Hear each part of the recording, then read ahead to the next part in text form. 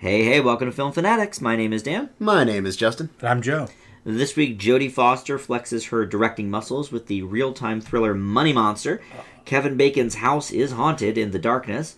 Dev Patel is The Man Who Knew Infinity. And the latest Nicholas Sparks adaptation comes to DVD with The Choice. First up, though, is Money Monster. And we, as an aside, have the Jodie Foster month that we're going to be doing a special episode on. Mm-hmm. We're all bringing a Jodie Foster either starring and or directed film to the table. It's very exciting. It is, actually. Oh, yeah. But right now we're going to talk about Money Monster, and in this movie, Lee Gates, played by George Clooney, has an entertaining financial show called Money Monster.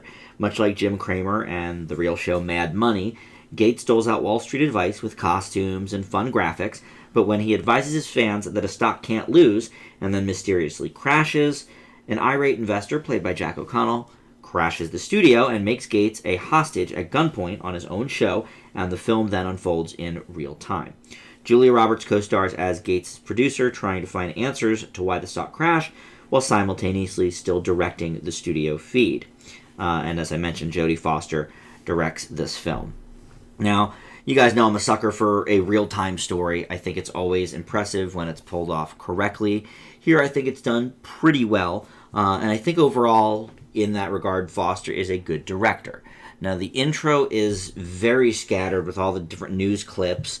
So for like 4 minutes, 4 minutes, it's a little bit bizarre and weird. But then once the actual movie starts, we get the full story. It gets a lot better. I think the performances from all three of the leads are decent. Clooney certainly is not at his best here. Roberts, though, I think, certainly a step up from Mother's Day.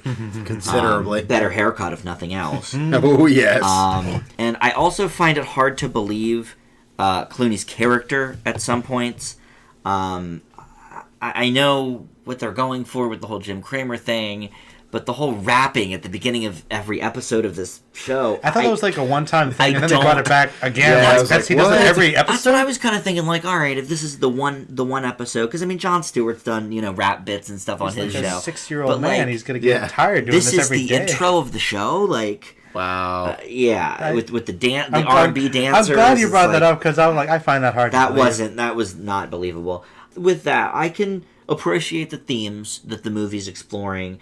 I do remember when Cramer was held accountable himself by some in the media for recommending certain stocks during the crash. But by the time we get to the climax, this movie has gone so far off of the reality spectrum that it's a little hard to take it seriously. I think it needs to be reeled in a bit from that. But in general, I thought it was good. It held my interest, I'll give it that. I thought O'Connell gave a good performance. How did it grab you guys? I thought her directing was very good for the most part. I think that you're right. When it stays more grounded in realism, like the stuff in the studio. When they stay in the studio, It just seemed like she must have some knowledge of how that works, because it seemed very sincere and real to me. I really liked that. But like you said, the plot, when it spirals out and they go out and they actually try to go to the other building, and it's like, this guy would have been dead so long ago. Many times. And some of the lines that some of the officers give are just so ridiculously cheesy. Mm-hmm. Like Breaking Bad. It's like an 80% chance of an 80% chance. Yes, the great Gus. Yeah. And I mean, corny. That's the thing. This movie kind of has this fine line between being like this gripping drama and just really cheesy and preachy and kind of oversimplifying things a little bit. And when it tried to get funny, it really was not. Like when the producer was banging in the office or whatever. That was so weird. And that doesn't really go anywhere. Like, his character's not really essentially, oh no, there's a bomb on the building. I mean, Clooney's reaction to it. Well, his character gets a lot to do throughout the movie, but later on, but it's that subplot was kind of irrelevant.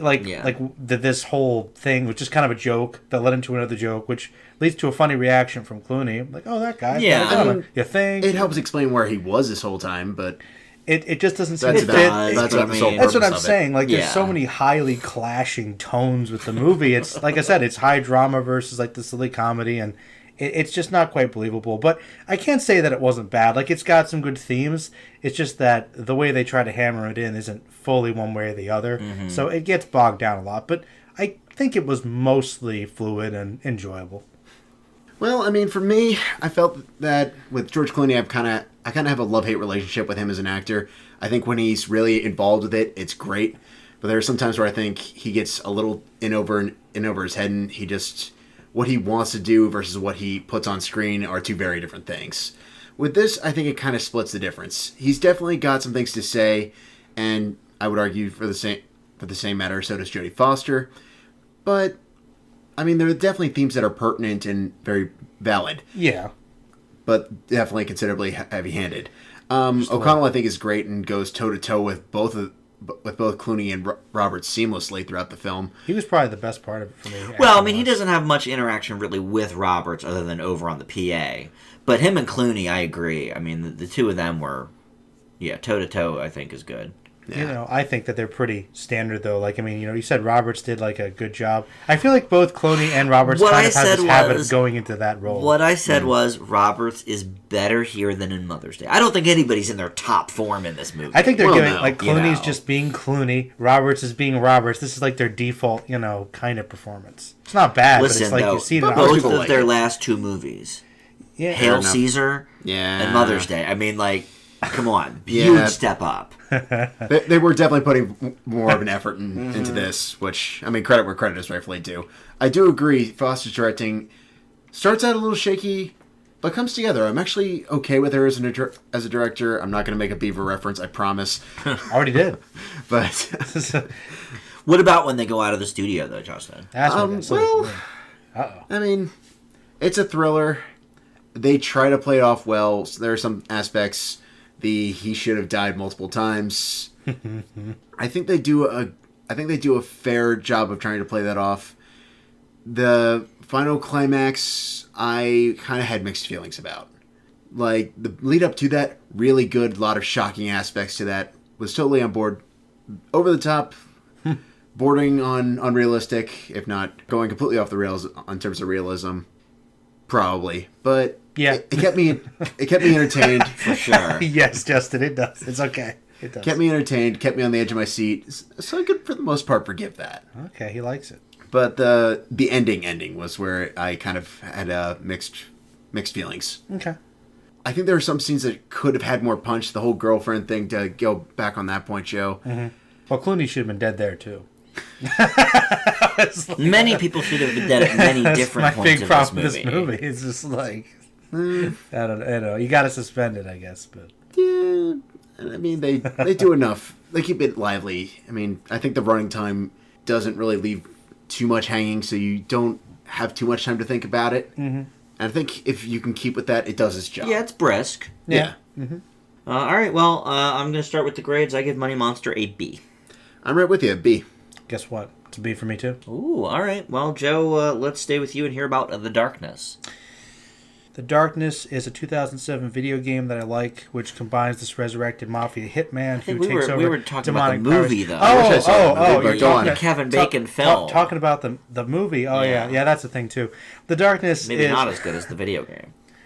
I mean, to be honest, some people didn't like it, but I thought it was fine. But, The latest demonic possession / ghost horror film, though I think the title should be Kevin Bacon with his crazy family.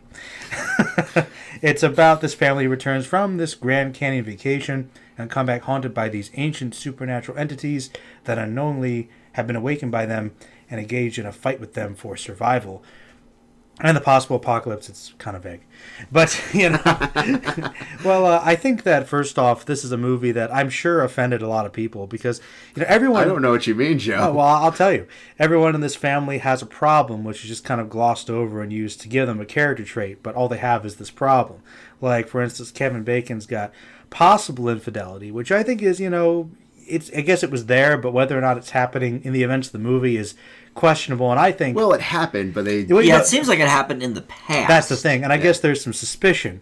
But, just based upon what we know, it means that Kevin Bacon turns out to be the best person in the movie, which isn't saying much. But we'll get into that, because we've also got the wife's alcoholism, which is a problem, and the daughter's eating disorder, and not to mention the boy, who gets possessed because he's autistic, and that, of course, brings evil spirits, as we always know. Not to mention all the historical inaccuracies about Native Americans, which I won't bore you with, but they bring this stupid video into it 3 times and a half clip talking about the specific plot point 3 times. Why does the clip, though, start out in the middle of like the one sentence? at the beginning of the documentary, like a normal YouTube upload. Yeah, and they use like bizarre. websearch.com. Like, come on, you can't just use Google like a normal person. You don't have the rights to Google. It's free. It's free, guys. Anyway, Product placement ain't cheap, bro. they also make huge leaps in logic. Like, usually in a movie like this, you have them questioning what's going on, and then they take their son to like a specialist, like a psychologist, and then they jump to the spiritual healer. But nope, it's time to go directly to that. But no, instead of just getting the number, email, because he asks his friend for it, he had to send his wife, to go send his friend's wife to find out about Paul Reiser. Paul Reiser again. And I'm Right. like, you guys could have sped this up. Yep. Also, there's just so many jump scares that lead to these half-finished scenes. Like, you have a jump scare, like you would in any movie, Yep. but then it goes to a scene that just doesn't go anywhere. So it doesn't lead up to any skin, like, oh yeah, we'll end this scene and go directly to a next one. So you're not scared, you're just confused. And all of it's ultimately pretty standard stuff, but it's so choppily edited that it's just a mess. However, I was laughing a bit, though. Because for me, But not intentionally. But for me, Not quite, no. for me, bacon and some guilty pleasure elements just barely salvage this movie for me. I'm kind of curious to see what you guys have to say. Well, I did laugh at the one line Which where they part? go to the hotel and there's no Bible, and then the wife says, "Oh, Jesus," and then Kevin Bacon says, Not "Not anymore." That was pretty good. No, I snickered at That that. literally almost saved the movie for me. Do you know what got me laughing the most? Though? Tell me. Were the random fits of violence from the daughter. Get out now. yes, But you see, yes. okay, like the mother, instead of like, intruding on the bathroom, which I can understand a teenage girl getting upset about, no, she calls from the bedroom, far away from the Yes. bathroom within it, and the freaking girl freaks out on her and attacks her like 3 or 4 horrible times. acting, too. With her heart, she attacks her with violence and horrible acting. How does this woman survive? And I'm just like, it's Good hilarious. question. Also, Also, I get that she's bulimic. okay, but then she just goes But why right. does she vomit into plastic bins That she and keep keeps them there? all under her bed? 'Cause she's a Do it psychopath. in a toilet, so Exposed no to the one will evidence. see it. Because she's Leo from The Aviator. Okay, she's Howard Hughes. I thought of that. I thought She's like, oh like- my god, she's she's like like obsessive keeping compulsive her or pee in a something. jar. That would have been more That interesting. didn't make That would've any been sense crazy. to me at all. Like crazy. Yeah. But no, what about the violence though? She like attacks everybody. Oh, she constantly. attacks them constantly. and like jumps. My favorite character was the dog because he knew how to, rip a person's throat out, and and he knew who to go for. And how about the thing with the neighbor? With like, he's like, you got to get your dog fixed. Yeah, well, you. Well, listen, being there's a contentious relationship there that we were not privy to. apparently. I guess so. Like, what's up with this whole? Yeah, hate? there was definitely some hate there. The opening scene, I thought we were watching Pyramid again. They're in the Likewise. desert. Kind of. The random guy that I think might have been the same guy from Pyramid. I would rule it His out. friend that was in it. Possibly. Yeah. Talk So about they're another in plot the- point that doesn't go anywhere. Nowhere. They're friends. We never see them again. It's not like he's cheating with the wife of the friend. Which they were implying. kind of Weekly. Sort of, yeah. Which I think Yeah. was unfair. But weekly. Yes. Yes. You hit all the points home. I mean, Well, I had to go hard for this one. You guys Yeah. gave me the darkness, which I was like, Yeah. why? It's got like a 0%. well, Why me? and- hey, it's at 6 now. Yes! One person liked it. Okay, okay. I'll add my vote. Small victory, probably ahead, for Justin. Blumhouse, but Gotta hear your thoughts now. well, I guess I should preface this by saying, being an autistic, I'm going to try very, very, very hard to review this movie without bias. All right. So, just in another thrilling installment of why did we review this movie? But Hey, people like horror movies, man. they do. But this is Blumhouse, who also gave us Ouija, and will basically cobble together any movie on a micro budget, and regardless of how bad it bombs, will probably make back its budget enough to make a sequel. And this is no exception to that rule. It's just low budget, atrocity after atrocity. The acting is horrible. The desire to throw in social themes is appalling. At some points, unintentionally comedic. I have absolutely no idea, though, why Kevin Bacon is even remotely involved with this project, but I digress. He doesn't pick great movies anymore. He doesn't care, though. Yeah, he hasn't been in a Actually, good you movie guys in a want to know while. what I first thought when I saw this? Please, I go thought on. it was like Tremor 7. Honestly, I was like, Well, they're in the desert. Well, they it's were in the Kevin desert. Bacon. and it's Yeah, Kevin true, Bacon, so I was true. like, that would I would be okay if it was Tremor 7, but it's not. But no, the whole like, oh, we'll make it edgy by having these like deeper themes, and then we go back to the weird autistic is always associated with the supernatural from the 90s, which was appalling and stereotypical and horrifying. But the acting's bad, the script goes absolutely nowhere. I called every single plot twist, and the movie just basically ends.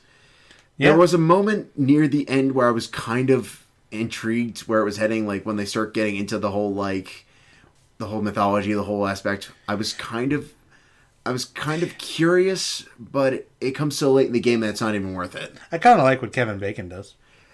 Except they don't do anything with it. They tried. I thought that would have been bold if they could have done it. They didn't do anything new with it. Whatever they tried was straight out of, everything. Either Insidious or Poltergeist or... It was basically poor man's Insidious. Another variation.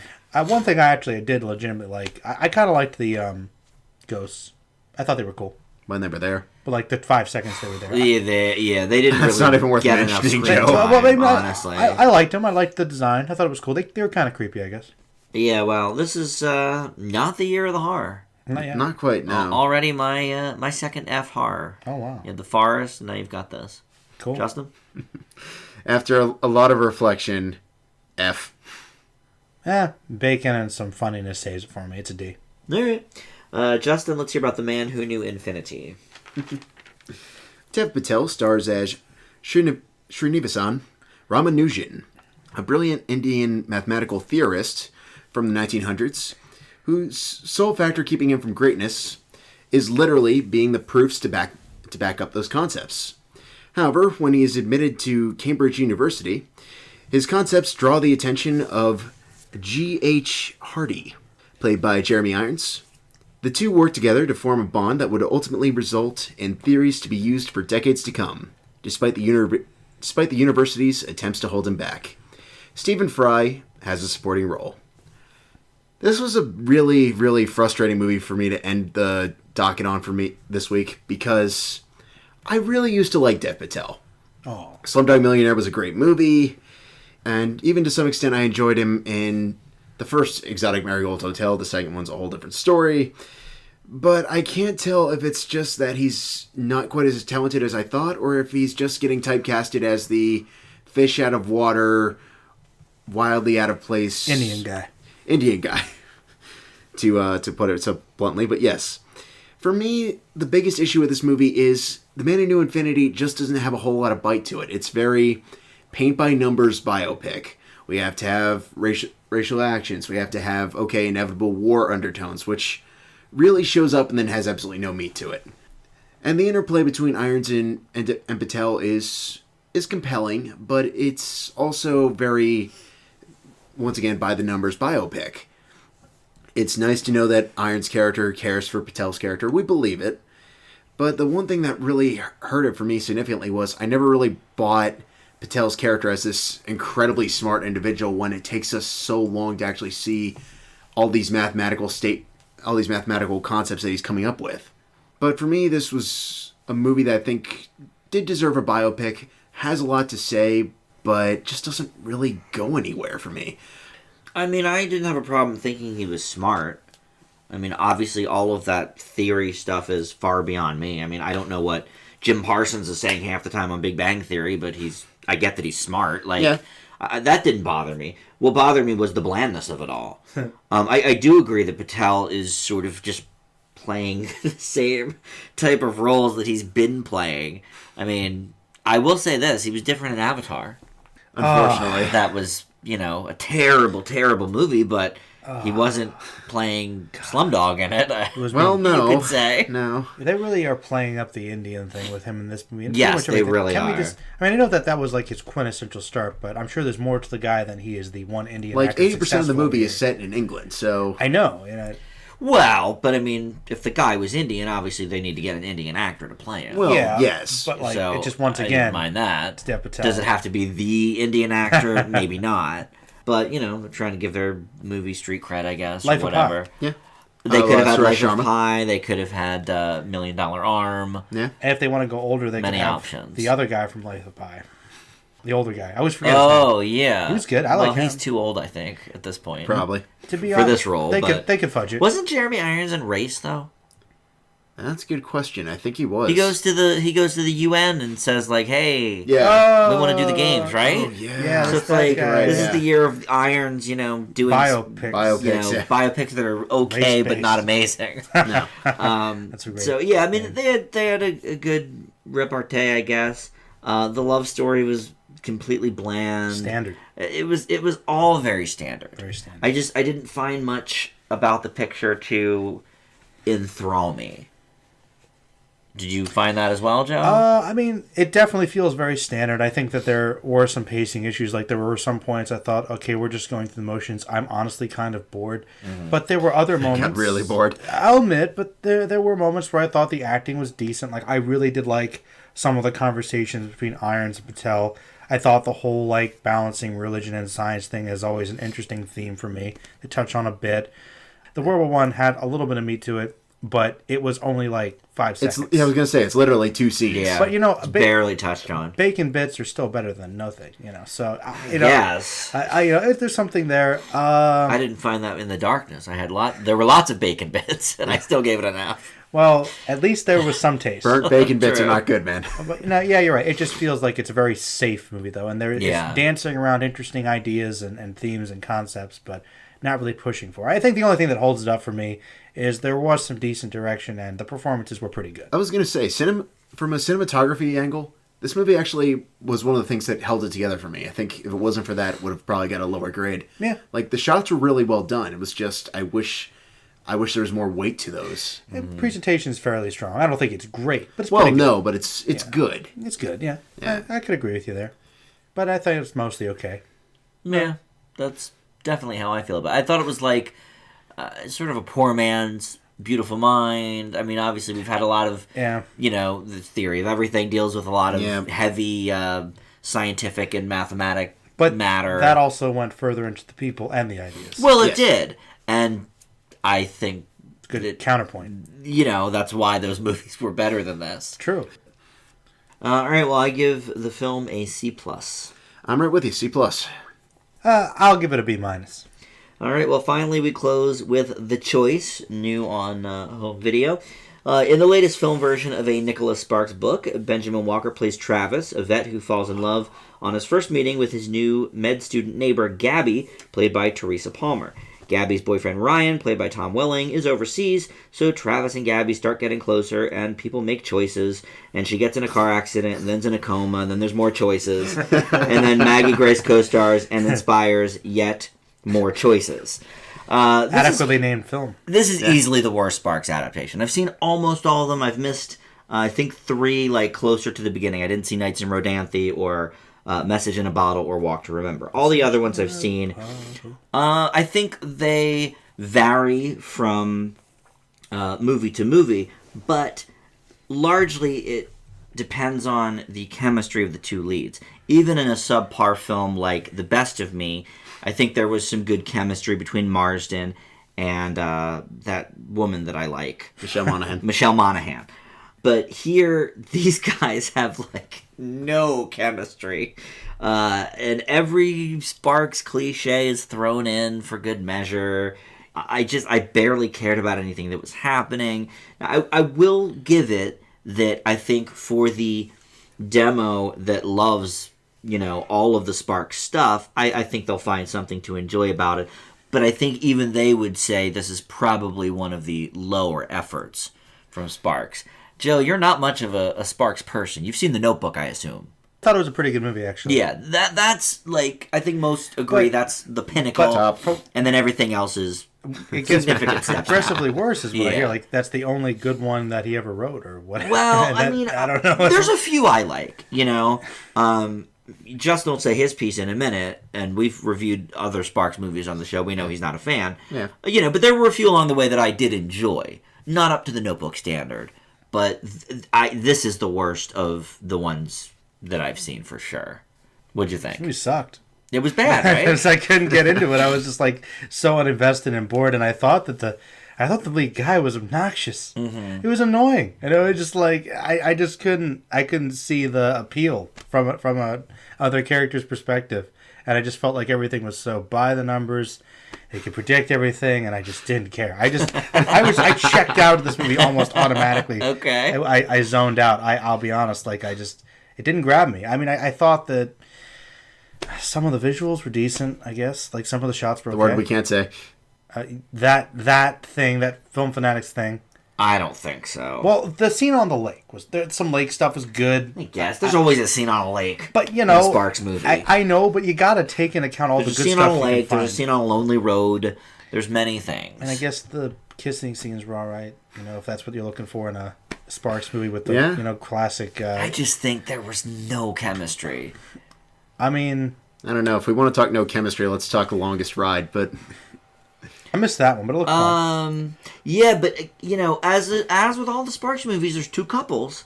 Alda was in it too. And if one, Alda was in Longest Ride. If one couple has chemistry, then okay, it's more passable. I didn't really think there was much to go on in this one at all. Sorry, I was. No, I'm. You know, like I said, there's just not much for me here, man. I was like, I don't know why. I just don't know why. Very good. All right, well, I'll save you. Well, I think that's why we sort of passed over it, you know, when it was in theaters. It was briefly, and then right? it came out right before Valentine's Day, as a lot of these do. Mm-hmm. Pretty much. Yeah. Kind of came and went, and already out on DVD. But Justin suggested doing it, and I was like, okay, if you're suggesting Sparks, Justin, I guess we'll do it. This?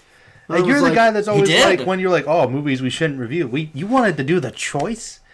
What are you? No. Well, if we want to do it as a sort of like quasi HMM, I can forgive that. Nobody cares. Well, okay, no, never mind. Maybe for like the. I just feel like if you're gonna go out for like a romance thing. Plus, Dan wanted Ford to round out the docket, so I was like, okay, let's. That's not true at all. I haven't pushed for a fourth in a while. A fourth. Well, we've done many weeks of 3 lately. Well, I'd say 3 is golden, unless the fourth is great, and the choice was just not a great choice. To be honest, I mean, like it was just basic and. But anyways, getting back on topic, so I've seen, I'm gonna say the majority of Nicholas Sparks movies, most of which against my will, in my defense. After The Longest Ride, which was basically a 2-hour and 10-minute atrocity, where Sparks was so lazy, he added an extra love story because he had absolutely zero confidence in his first one. See, Joe, I wish you had seen some of these other ones, because I thought Longest Ride was okay. Well, it looked kind of like a guilty pleasure to me. Alda. I mean, like the cowboy, thing looked funny. I thought it was better than the previous one, The Best of Me, which I mentioned. What was the one you got? Was it about the ghost? Safe Haven. Safe Haven, yeah. Justin hates Safe Haven. I think Safe Haven is fine. It made me cry. I mean, it's hilarious, but... No, it's not funny. It's sad. Really funny. Well, I cried about it. If you view it as a great comedy, Joe, it's brilliant. All but right. All right, we'll have to check that out. We'll have to do a Sparks Sparks month. Sparks oh month my for god! But taking The Longest Ride into consideration, and some of his other really bad ones. What was the Zac Efron one that was also really Lucky One? Lucky One, thank you, which was bad, but at least was entertaining. Yeah, it was okay. That's like middle tier Sparks, I feel like. I would agree. This one, I don't think it's as bad as Longest Ride, which I definitely think is low tier. Uh-huh. I didn't see the Miley Cyrus one, so I'll let that one go. But I think Who's the Miley Cyrus one? Oh yeah, I saw that. Yeah. The leads, they're basically no names. I thought their back and forth were kind of entertaining in a kind of guilty pleasure way. Like, at least I was entertained with where some of it was heading, even though it was standard Sparks ridiculousness. And for that, I could forgive it until we reach stereotypical Act 3 Sparks, where we have to have inevitable tragedy happen. Then we get into way too much Sparks sap, and it starts going off the rails. But up to that point, I was kind of able to forgive it, but still not great. Man, Joe, you got to watch some of these. Do I? I think, do you really have to? Because I think Justin's the opposite of what I feel about him. I thought this was way worse than Longest Ride. Well, oh goodness, I'm sure Longest Ride looked like it had a more interesting plot, from what I remember. Well, Britt Robertson was in it. We like her. Tomorrowland, Mother's Day, all the greats. I guess we kind of like her. And then Clint Eastwood's son was not good in it, but but the other couple was good. All right. Oh no! If he had run with the second story, it might have worked. Look, but Dan, Young Alda. if you can come up with a theme, I guess we can try to figure it out. But I'm never going to seek out a Nicholas Sparks movie unless it's. And you would be a wiser man for it. It was the worst of the Sparks movies, but like I said, his core audience, I think, will still enjoy it just to a lesser degree. It's a D. I think it fits as a bit of a guilty pleasure. I'd live with a C-. Oh. Wow, Justin. Well, oddly enough, I'm pretty between you guys. I think the core audience will be fine, but there's not much meat. It's D+. Okay. For you personally, I would think an F. Oh, I mean, like, right? You hated it. I hated it. But I mean, like, I'm sure, like I said, if you want to go out and put something on while you're, like, with the girlfriend or something, I'm sure it's... No. It's a date option. You could do worse. I'm sure that there's worse things you could put on. Yeah. Basically. Like Mother's Day. Why? But that's not like, you wouldn't even watch that with your mother? Or, like, you're going to give your mother... That's just a horrible gift. Like, all around. Hey. She's getting Skittles out of that vending machine. And yet right. freaking the guy knew she was a creep too. Like Yeah. why were they together? I Because don't know. stalking. Oh, you're the crazy. I can't talk about Mother's Day again. I just only can't take do so it. much. But you like that It was dance? so that bad. the kids dance though. When the kid danced after Sudeikis fell off the roof. That was funny. Yes, that was humorous. There was a couple of humorous, but hey, I didn't fail it. Justin failed it. I know. This was about on par with Mother's Day for me. Both very poor movies. All right, well that's gonna wrap it up for the program. Like I mentioned, Jodie Foster month, and Joe. Now that we're in the summer, lots of standalone reviews on your channel. You've already done Civil War, and I know there's more coming. X-Men and X-Men, Turtles, Independence Day, and Ghostbusters, probably. Ghostbusters. Well, if you guys listening have not subscribed yet to our channel, go ahead and do that. And you can also chat with us on the Facebook group, which is Film Fanatics with an exclamation point, and the Twitter feed at Film Fanatics Pod. We'll see you back here next week.